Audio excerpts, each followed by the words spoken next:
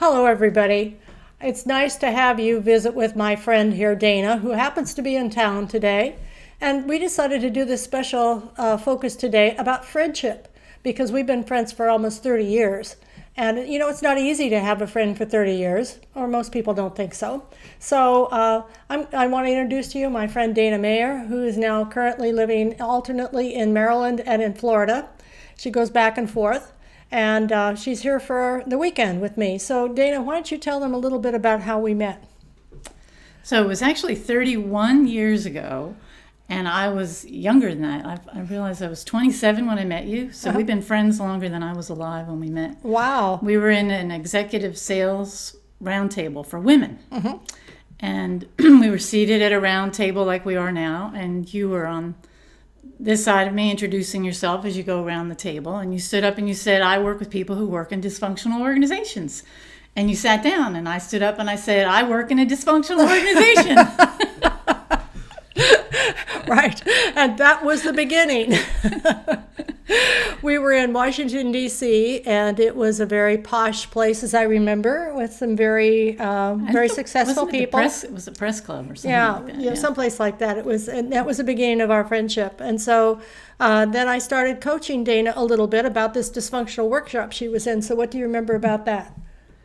Well, they had hired me as a global vice president, but they had an agenda for me to get rid of the people who didn't fit in. Mm-hmm.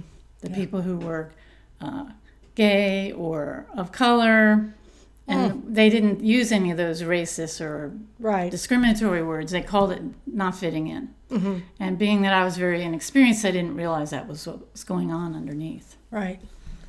And so Dana eventually left. Yeah. Oh, yeah, that made me very happy. Yeah, and did a number of things. And then we actually worked together for a bit of time because she started working with this group that dealt with the top litigators in the United States. Yeah, so I basically have been a management consultant my whole career and do coaching. And one of the things I remember you talking to me about was that before I could lead other people and really be a good advisor for them, I had to understand myself better. Mm-hmm. And I just thought, oh, this is like stare at your belly button, navel-gazing BS. Good grief. But for some reason, I liked you, so I listened. And do you remember when you got out, was it a chart or a list of words? What was it you had? Well, it was about the different levels of feelings and what is really a feeling. It was like a chart, yeah. So, and it had words on it like anger, sadness, happiness. Shame. I think it was a flip chart, Linda, because I distinctly remember sitting in your office and you said to me, whenever I ask you how you are, you always say you're fine. And I wanted to point out to you that fine is not a feeling. Oh, yes. Yes, I remember that now. Yes. And I was like, so? What's the problem, right? Yeah. You said, I want you to study this list of words and pick out one that you feel. And I looked at it, and I don't feel any of those things. That's what people do who are out of control. Yeah. But I was very disconnected at that time. Yeah. No idea I was a 4. Right. On the Enneagram, yeah. And so that is one of the things that may have attributed to our long-term friendship because we're both 4s.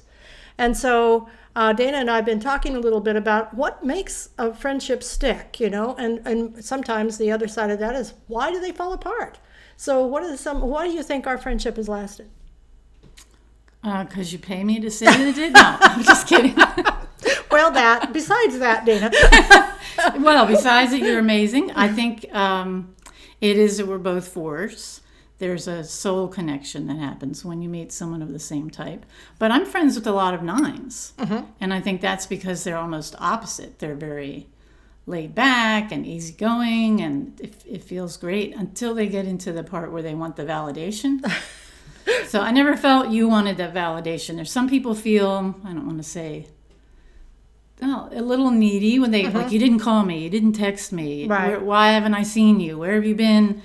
And I'm there if people need me, for sure. Mm-hmm. But you never did any of that to me, that it's been 3 weeks or you haven't called me in a day. Right, yeah. Well, that's really important. I think a lot about that is expectations. And unfortunately, when you start a friendship with someone, unless somebody gives you some big cues, you don't really know what those expectations might be. So some people do think they have to be text every day or every week or every month, or they're caught up in their own pattern of needing people and people not being there that there's sort of a clinging. That doesn't work with fours. Well, but our issue is abandonment. So I was wondering, how does that... Well, I think why don't we feel abandoned if people don't do that? Well, there are some fours, and there's subtypes. Remember that there's not just, we're talking about fours here, we're talking about 3 types of fours, and hopefully you will have seen the subtype section before you watch this video, and if not, watch for it, and it'll explain even more. But, it's about the abandonment, but the self-pres 4 is enduring and takes care of themselves, which we both are. So, and I think the loyalty, I don't feel abandoned from you because you're what my friend Karen calls a shovel club member. I could call you at 2 a.m. and say, I need you to show up with a shovel, and I don't want you to ask any questions. That's right. So, to me, that's worth a lot better than texting what you're having for dinner every day. Right, but this is an interesting thing because it's about being there for someone, but it's also the fact that we don't even... I think maybe we text, 4 times a year, maybe? Right. I mean, that would be an exaggeration, or approximately right. And yet, then when we're together, we're just back together immediately. And so, what is that? What do you think that is? Is it our personality type to be there for people? Because I think you and I are always there when something happens. When something really matters, when there's a life event, we're there for each other. Right. But what do you think it is?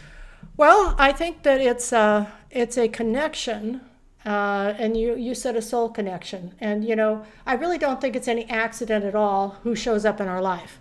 It isn't any accident that we ended up at this meeting sitting next to each other. And the beginning of our relationship was one kind of form, and then it morphed to another form. And I remember walking around in Maryland at some park with my granddaughter, Danielle, this little redheaded little girl who was less than 3, and she's just got married last year at the age of 28. So, what is it that allows all of that? So there's just more to the story. However, there's discrimination too, because, I met a woman here when I first moved to Scottsdale, and she said, as soon as she saw me, we're going to be new best friends. And of course, I backed off about 6 feet immediately. And that to me was neediness and coming toward me in a way that would never work. So I think that something that works for both of us is we're both independent, getting back to also needing to be connected and not wanting to be abandoned, but also having made some sort of peace with that at the same level, which is about expectations. Right. So have you had people come at you in that sort of way, like, I want to be your best friend? Oh, all the time, yes. And so how do you manage that? That's more of a celebrity type thing, though. I don't feel that it's genuine. Yeah. How do I manage it? How do I respond to them when they say that? I guess it depends on the person. And the situation, I'm sure. I sometimes I use a line that a client who was a C-suite executive at Merck, she said to me, I don't have time for friends. I run a corporation. I don't have friends. So I don't say it quite that harshly, but... Yeah, that's true. Say that, and hopefully they're not watching this video. Hopefully not. Well, there has to be a way, to manage that kind of thing. So that's on one side. Then there's on the other side, we all know people who can't seem to have a friend. I frequently see people who say, I don't know what it is. I can't make friends. I can't keep friends. I think I've got a friend, and then they don't want to be with me. And so you've experienced that. I'm sure you've seen people talk about that. Well, I think that's the nature of our society now. I mean, how many of us live in these communities where people drive into their garage, right? Then you never see them in the front yard, and then the garage door goes down. They don't come out of their houses. People don't talk. Right. I moved to a place specifically because there were front porches and people sat on them and they walked on the sidewalks, they talked to each other, and they have something called porch parties in the small 10-block radius where the houses are. Because it is difficult. Once you get out of college, you don't have proximity anymore, particularly if you don't work in an office in a typical type of job or where you have a lot of peers. So executives can't really make friends at work. Right. And people who work from home or self-employed, it's a challenge to meet people to make friends. Right. And in my case, I've had, through the years, of course, I've been in private practice in 3 different states and had a lot of people. And I think you're the only second person I have specifically, maybe now 3 if we add Bill to the list too, who are my friends. Because obviously I can't be, coaching them, although coaching is a bit different than therapy. But still, it's a different kind of relationship until that more or less ends. Yeah. So I'm very discriminating about who I would choose. But this thing about proximity is interesting because most people end up with friends because they live next door to their neighbors, or when they were raising children, they were the parents of their kids, or they worked with somebody. And yet when you look back at all the people you've worked with, I mean, just if you were to think of that, Dana, the jobs you've had through the years, thousands of people. How many of them have you retained as friends? Yeah, not many. Yeah, because it takes some work. And so I think there's a thing about even exchange with friends. I mean, it's like you've got to have similar values about how much contact you want, and similar values in other ways. I mean, you got to be, valuing the same kind of things in order to have good conversations, sustained conversations. And it can't be, if it's just proximity based, those relationships tend to go by the wayside. And yet, even then, there are some that last.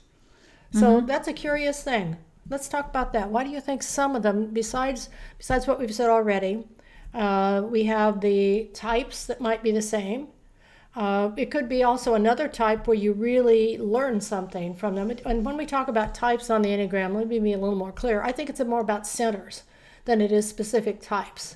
Because you might have friends where you have great intellectual conversations that are quite different types than you are, but it's a stimulating kind of situation. And then you have types that are not in your center, like, for instance, the 4 and 9. Let's talk about that a minute, because the 4 and 9 combination is the most popular one on the whole Enneagram for couples. There are some therapists who actually specialize 4-9 relationships. And so a lot of friends are 4 and 9 because the 9 kind of mediates in there, because they're called the mediator, mediates that intensity and the drama that the 4 can get into. And the 4 can bring in some aliveness, some intensity into the 9, who's kind of can be sleepy at times. So there's more to it than that, but that's a simple sort of thing. But still, I think there's these centers that will hold. And there's something, intriguing about certain people that makes you want to go back to them again. It isn't just like, I worked with, Roger once, many years ago, and occasionally I think, oh, that was interesting.